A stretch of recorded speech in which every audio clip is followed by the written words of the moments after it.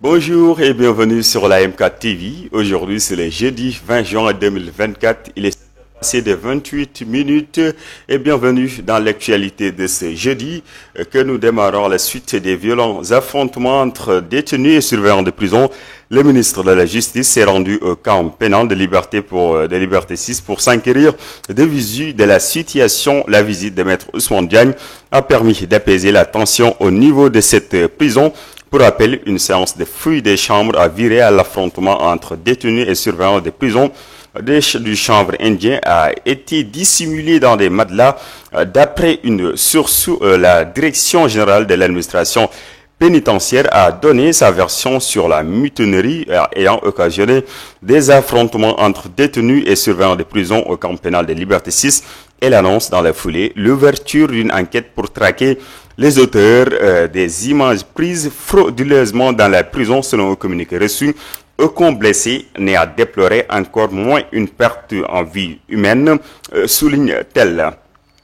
Des diplomates arabes ont annoncé ce mardi 18 juin jusqu'au 18 juin qu'au moins 550 pèlerins étaient morts durant le grand pèlerinage musulman dans l'ouest de l'Arabie Saoudite, en majorité des Égyptiens à raison de la chaleur. Ce pèlerinage annuel de vendredi à dimanche s'est déroulé cette année encore en plein été dans l'une des régions les plus chaudes au monde, avec des températures atteignant les 51,8 degrés Celsius à la Mecque, la ville la plus sainte de l'islam. Au moins 323 pèlerins égyptiens sont décédés en majorité à la cause de la chaleur, ont indiqué mardi à l'effet de diplomates arabes sous couvert de l'anonymat.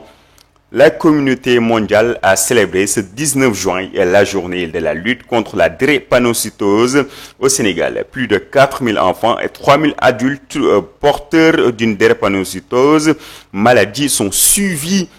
dans les services organisés à cet effet. Le Sénégal fait partie de la zone intertropicale d'Afrique dont les populations sont à très haut risque d'atteinte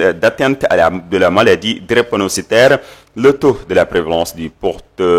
portage du gène est estimé à 10% dans la population en général.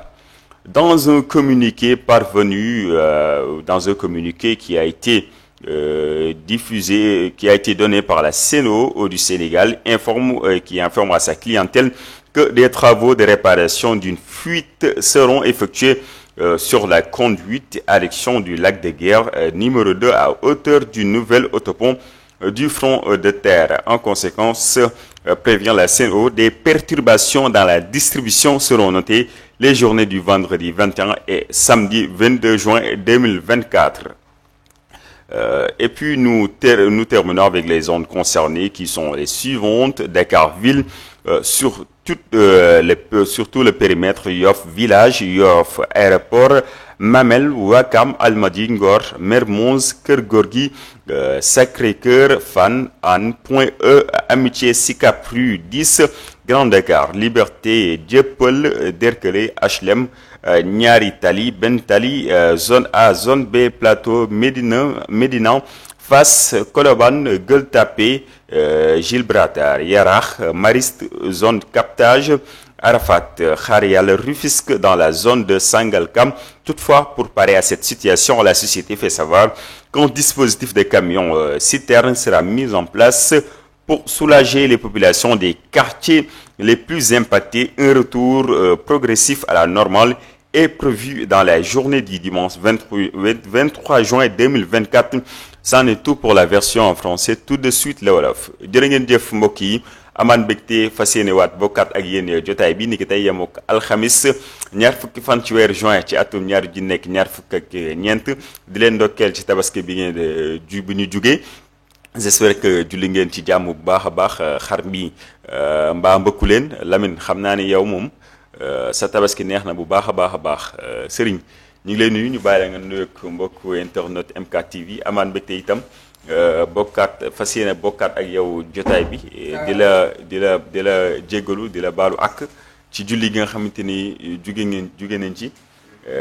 Di ñaan lépp loo xamante ni mébét nañ ko ci wala ñaan nañ ko ci julli gi, yàlla daal ñu koy defal te musal ñu ci musiba yi nga xamante ni moom moo am ci àdduna. Merci beaucoup Adama, le plaisir est partagé. maa ngi lay nuyu maa ngi lay siyaar bu baax di wax ni amaan naa mbégte amaan naa contentement bu rëy vraiment retrouvé waat la ci sa plateau bu yàññ bi di doon nuyu bu baax di doon màggal di doon ndokkeel aussi si bés bu ñu génn bi muy bésu tabaski yàlla faj aajo yi gën a yokk wér gi ak kàttan bi gën a yëkkati promotion yi également ba gën a kawe véritablement li ngay def mën nga ko am nga ci xarañte te véritablement professionnalisme bi à chaque fois bu ñu bokk ak yow plateau dañu koy gis di nga ko matale ba mat sëkk donc kon ñu ngi lay jaajëfal ci loolu di nuyu Sénégal yi ñuy suivre di nuyu également sa technicien di ñaan yàlla may ñu dugg ci waxtaan bi ci bismillahi rahmani rahim jeex ci alhamdulillahi rabbil alamin alors mi ngi noonu merci beaucoup Serigne jaajëfal la itam comme ni mu ko waxee woon ci njëlbeen tënkum xibaar yi itam dañ koy indi ci kàllaamay Kocc ginnaaw affrontement yi nga xamante ni moom moo amoon foofu ca camp pénal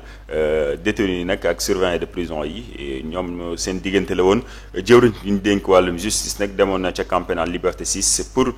xool situation bi naka la demee muy maître Ousmane Diagne ginnaaw visitam boobu nag situation bi nekkoon na ca dal ci fàttali nag ab séance de fouille lañ fa amaloon ca chambre yi ngir xool ba xam yàmba dafa am ci néeg yi wala amu ci ginnaaw loolu nag la affrontement amoon ci diggante garde yi ak ñi nga xamante ni ñoom ñooy détenu yi direction générale de l'administration pénitentiaire ginnaaw vidéo yi nga xamante ni nag diffusé nañ ko à travers les réseaux sociaux yi nga xamante ni